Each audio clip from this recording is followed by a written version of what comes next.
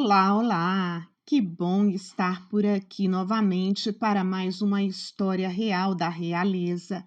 Hoje vamos mergulhar na história de Teresa Cristina Maria Josefa Gaspar Baltazar, Melchior Januária Rosália Lúcia Francisca de Assis Isabel Francisca de Pádua Donata Bonossa Andréia de Avelino Rita Liutgarda Gertrude Venância Tadeia Espiridione Roca Matilde de Bourbon Duas Cecílias, conhecida também como a mãe dos brasileiros. Já deixa aí registrada a sua contribuição ao nosso trabalho. Engaje, se puder, se torne membro. Ajude-nos a manter o canal ativo e operante. E desde já receba o nosso carinho e o nosso agradecimento pelo seu apoio. Vamos a mais uma história? Conto com a sua companhia até o final. Vem comigo.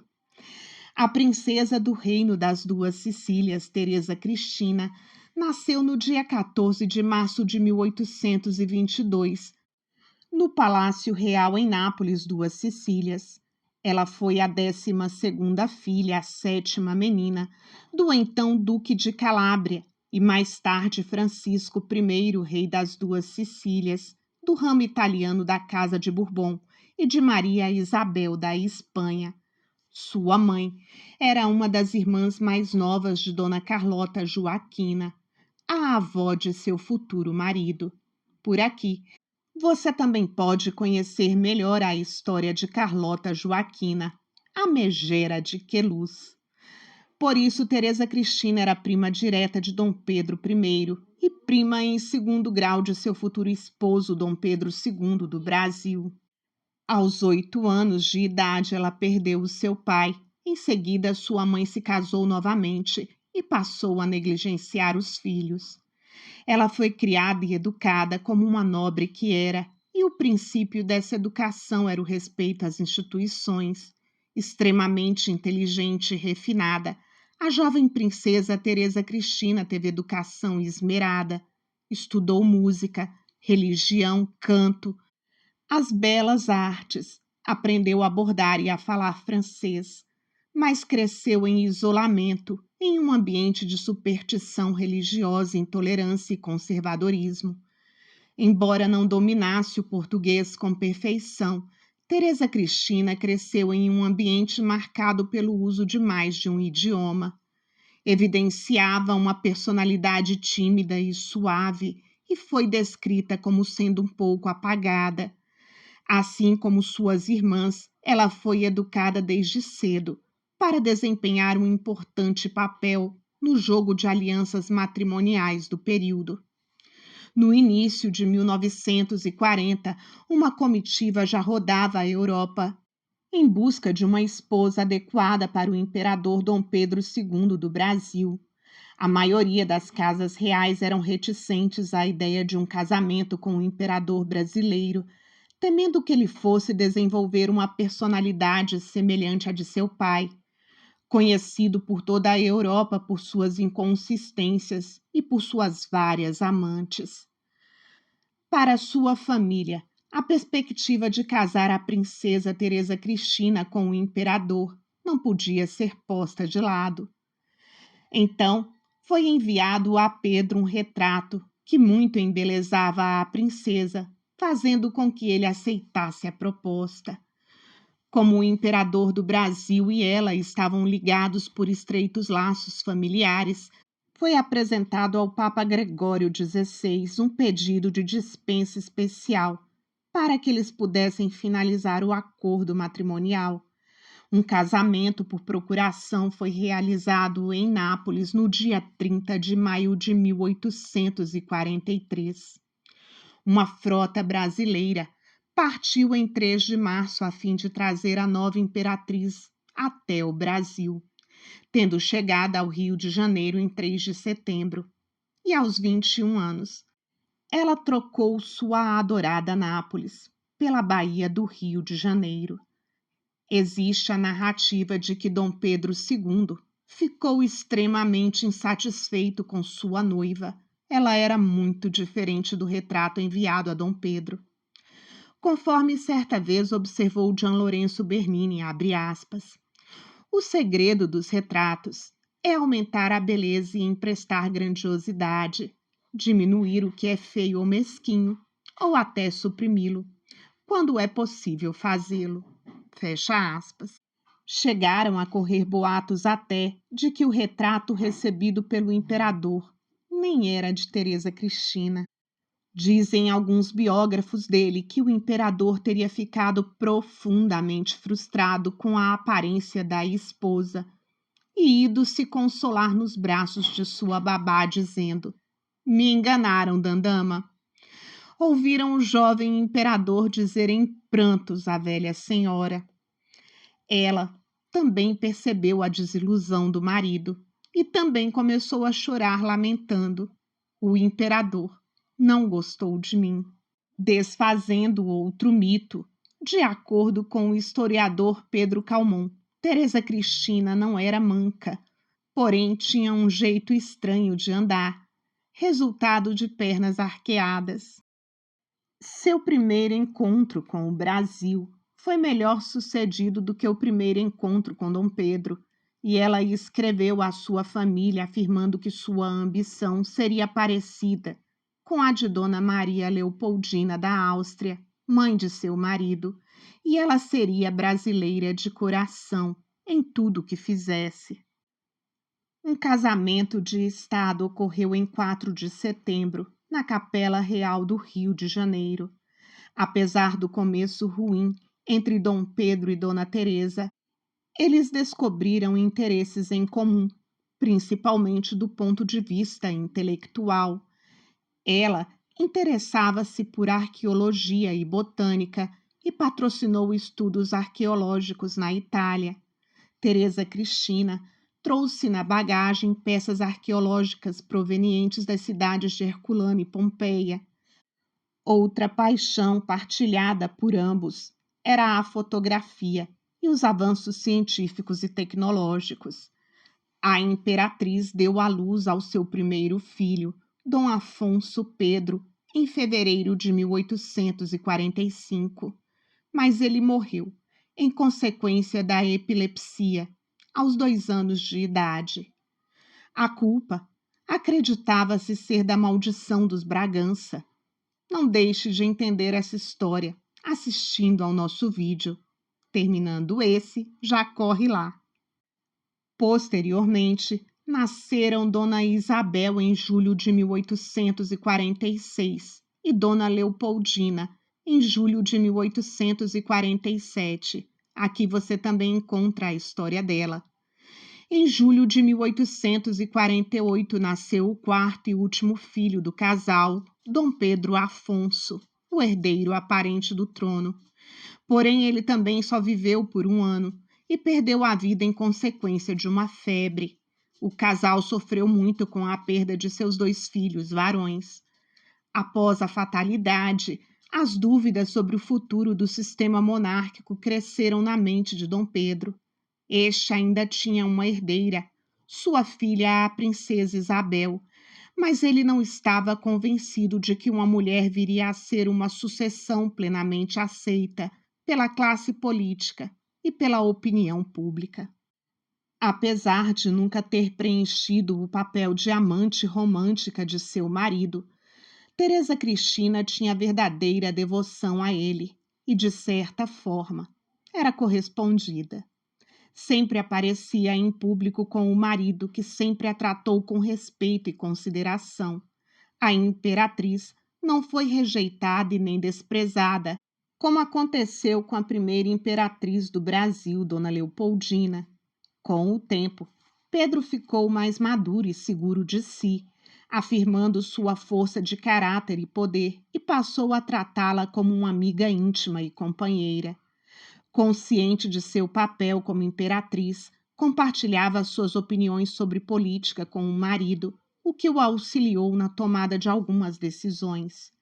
Na sua correspondência particular, verifica-se que ela também podia ter um temperamento forte e, algumas vezes, entrou em conflito com Dom Pedro.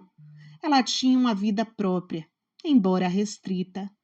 Teresa Cristina afirmou numa carta datada de 2 de maio de 1845, abre aspas, não vejo a hora de te abraçar novamente, bom Pedro, e pedir-te perdão por tudo o que fiz nesses dias, fecha aspas. Em outra carta, de 24 de janeiro de 1851, reconhece o seu temperamento difícil, abre aspas, não estou irritada contigo, deves perdoar este meu caráter, fecha aspas. A sua filha, a princesa Leopoldina, descreveu a mãe numa carta como dominadora, dizendo, abre aspas, a mãe gosta tudo como ela quer, fecha aspas. A filha também relatava que a mãe era controladora e uma pessoa que quer que tudo aconteça do seu jeito. Os seus criados gostavam muito dela. Ela costumava ser uma boa juíza de caráter. Mesmo sendo imperatriz do Brasil, com uma educação primorosa, conseguiu fazer qualquer um ficar à vontade em sua presença. Vestia-se e agia com moderação e austeridade, usando joias apenas em ocasiões de estado, por vezes passando a impressão de ser uma pessoa triste. Mas temos que lembrar que Dom Pedro também tinha o mesmo recato ao se vestir e abominava qualquer tipo de ostentação. Teresa Cristina ocupava o seu tempo escrevendo cartas, lendo, fazendo bordados e comparecendo a obrigações religiosas e projetos de caridade. Tinha uma voz bonita e praticava canto regularmente. A sua apreciação por música fazia com que gostasse de ópera e bailes. Teresa Cristina e Pedro II começaram a reunir uma coleção de artefatos arqueológicos dos primórdios do Brasil e trocavam peças indígenas locais com o irmão dela, o rei Fernando II das Duas Sicílias. Ela patrocinou estudos arqueológicos e escavações em sua terra natal e muitos dos artefatos encontrados, datados do período dos etruscos e da Roma antiga, foram trazidos para o Brasil. Por tudo isso, ela também passou a ser conhecida como a imperatriz arqueóloga. Promoveu a cultura de várias maneiras, trazendo da Itália artistas, intelectuais, cientistas, botânicos, músicos, e assim contribuindo para o progresso e enriquecimento da vida cultural da nação. Teresa Cristina nunca se manifestou sobre as questões dos relacionamentos extraconjugais do marido. Em troca, era tratada com enorme respeito e sua posição na corte nunca foi ameaçada ou questionada.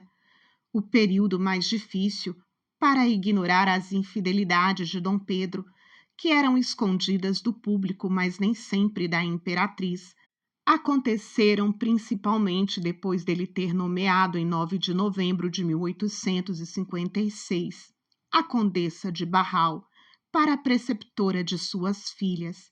E aqui também já contamos a história dela. Quando as filhas chegaram à idade de se casar, Pedro começou a procurar marido para ambas, a fim de assegurar a sucessão imperial. Elas, pouco depois já casadas, deixaram de viver com os pais para formar suas próprias famílias, tendo Leopoldina ido viver com o marido na Europa. Depois de ter dado à luz 4 filhos entre 1866 e 1870, Leopoldina morreu de febre tifoide em 7 de fevereiro de 1871, devastando novamente a pequena família imperial. Isabel e Gastão ainda não tinham filhos. Os filhos de Leopoldina e Luís Augusto eram os herdeiros presuntivos da coroa brasileira. Um acordo foi feito e Pedro e Teresa Cristina trouxeram para o Brasil em 1872 as 2 crianças mais velhas, Pedro Augusto e Augusto Leopoldo, com o objetivo de dar-lhes uma educação brasileira. A imperatriz era uma avó totalmente devotada aos netos. Dom Pedro, que era um grande estadista, gostava de viajar e, como ele e a imperatriz raramente se separavam, ela costumava acompanhá-lo, mas a imperatriz nunca escondeu sua preferência pelo Brasil em relação à Europa, o que mostrou que ela cumpriu o seu propósito inicial e se tornou uma brasileira de coração. É pouco falado que ela exerceu grande influência na imigração dos italianos e alemães, cujos descendentes hoje compõem uma significativa parcela do povo brasileiro, e não somente aqueles que trabalharam nas lavouras, mas centenas de médicos, engenheiros, professores, farmacêuticos, enfermeiros, artistas e artesãos.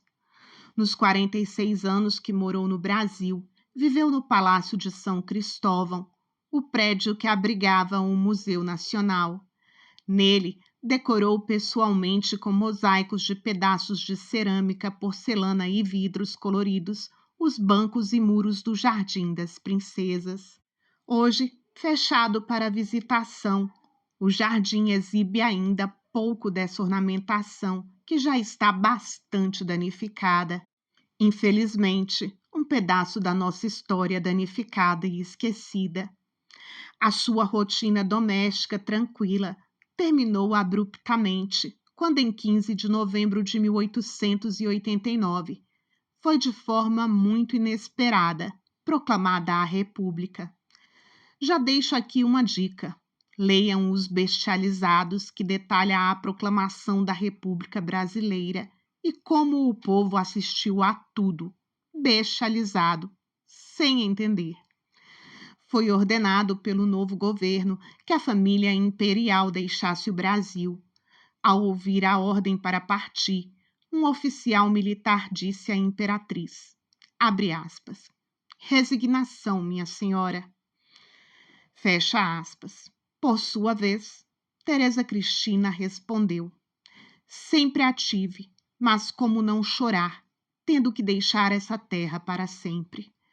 De acordo com o historiador Roderick J. Barman, os eventos de 15 de novembro de 1889 causaram-lhe um impacto tanto emocional quanto físico. A imperatriz amava o Brasil e o seu povo. Ela não desejava nada mais que terminar os seus dias na terra que fizera sua. Com 66 anos de idade e sofrendo de asma e artrite, enfrentava agora a perspectiva de acompanhar o marido em uma exaustiva viagem de deslocamento para a Europa. Teresa Cristina esteve doente durante toda a viagem até Lisboa, onde chegou no dia 7 de dezembro. O imperador e a imperatriz foram para a cidade do Porto, enquanto a princesa Isabel e seus filhos partiram para a Espanha. A família imperial recebeu a 24 de dezembro a notícia oficial que haviam sido banidos para sempre do Brasil. A notícia aniquilou a vontade de viver de Dona Teresa Cristina, que passava a noite sem dormir, causando preocupação entre todos. Dom Pedro escreveu no seu diário, abre aspas, ouvindo a imperatriz queixar-se, fui ver o que era. Está com frio e dor nas costas, mas não tem febre. Fecha aspas. Em seu leito de morte, ela disse a Maria Isabel de Andrade Pinto, baronesa de Japurá, abre aspas, Maria Isabel, não morro de doença, morro de dor e de desgosto. Sinto a ausência das minhas filhas e dos meus netos. Não posso abençoar pela última vez o Brasil, terra linda. Não posso lá voltar. Fecha aspas. A respiração de Dona Teresa Cristina ficou cada vez mais pesada e, enquanto o dia passava, uma falha no sistema respiratório levou a uma parada cardiorrespiratória. Às 14 horas do dia 28 de dezembro de 1889, falecia na cidade do Porto, em Portugal, a imperatriz Teresa Cristina do Brasil, aos 67 anos. Quando saíam do quarto, os visitantes se deparavam com Dom Pedro ocultando o rosto com as mãos. Abre aspas. Por entre os dedos corriam-lhe as lágrimas. deslizavam-lhe ao longo da barba nívea. Fecha aspas. Recordou Afonso Celso. As ruas do Porto encheram-se de pessoas que se reuniram para assistir à procissão fúnebre. Ela foi sepultada no Panteão dos Braganças. As notícias de sua morte produziram um luto sincero no Brasil. O poeta e jornalista brasileiro Arthur de Azevedo escreveu após a sua morte, abre aspas, a ela chamaram de mãe dos brasileiros, e nós todos realmente lhes atribuímos uma espécie de veneração filial. Essa é a verdade. Fecha aspas. Jornais do Brasil também comentaram a sua morte. A Gazeta de Notícias relatou: o que foi essa Santa Senhora? Não precisamos repeti-lo. Sabe-o todo o Brasil que no golpe que feriu profundamente o ex-imperador, lembrou-se de que era justa e universalmente proclamada a mãe dos brasileiros. O Jornal do Comércio escreveu: 46 anos viveu Dona Teresa Cristina na pátria brasileira, que sinceramente amava. Foi pronunciado o seu nome, senão entre louvores e frases de reconhecimento. Ao lado do esposo, que foi largo tempo chefe da nação brasileira, sua influência não constou jamais que fizesse sentir senão para o bem. O imperador sofreu muito com a morte da esposa, muitas vezes chamada por ele de minha santa. Ele doou muitas de suas possessões para o governo republicano brasileiro, que posteriormente foram divididas entre o Arquivo Nacional, o Museu Imperial, a Biblioteca Nacional e o Instituto Histórico e Geográfico Brasileiro. Sua única condição era que essa doação fosse nomeada em homenagem à sua falecida esposa, e assim, hoje ela é conhecida como a Coleção Teresa Cristina Maria. A coleção é registrada pela Unesco como Patrimônio da Humanidade no programa Memória do Mundo. Dom Pedro II morreu 2 anos depois e foi enterrado ao seu lado. Os despojos de Dona Teresa foram repatriados conjuntamente com os do imperador em 1921, após o fim da Lei do Banimento, sendo recebido com grandes festividades. Atualmente, repousam ao lado do seu esposo na Catedral de Petrópolis. Infelizmente, ela é uma figura totalmente desconhecida na Itália e pouco estudada no Brasil. Mas humildemente hoje, com esse vídeo, o canal tem a intenção de contribuir para a sua memória.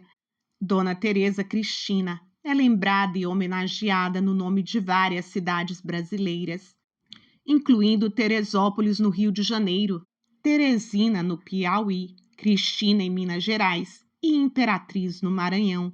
Aclamada como mãe do nascente império, infelizmente essa imagem convive lado a lado com o estereótipo, como o da imperatriz silenciosa. Porém, sua presença foi de suma importância para que Dom Pedro criasse confiança em seu papel como monarca constitucional e consolidasse nos trópicos uma monarquia assentada em bases mais sólidas, que colocava a família real na posição de célula máter da nação, um modelo no qual os seus habitantes pudessem se espelhar. E agora é com você, é a sua vez. Agora sou eu que vou parar para te ouvir, ou melhor, te ler, lá nos nossos comentários. Tenho a certeza que muitos aqui têm mais informações que gostariam de acrescentar ao nosso vídeo. Fiquem à vontade. Caso não queira comentar, não se esqueça de me deixar um pontinho ou emoji para ajudar no engajamento. Espero de todo o coração que você tenha curtido de verdade esse vídeo. Obrigada pela companhia. Não se esqueça que na quinta temos um novo vídeo, um novo encontro marcado. Estarei te esperando nos comentários e também no vídeo de quinta. A honra da companhia que você me deu nesse vídeo, espero ter novamente por lá. Até já!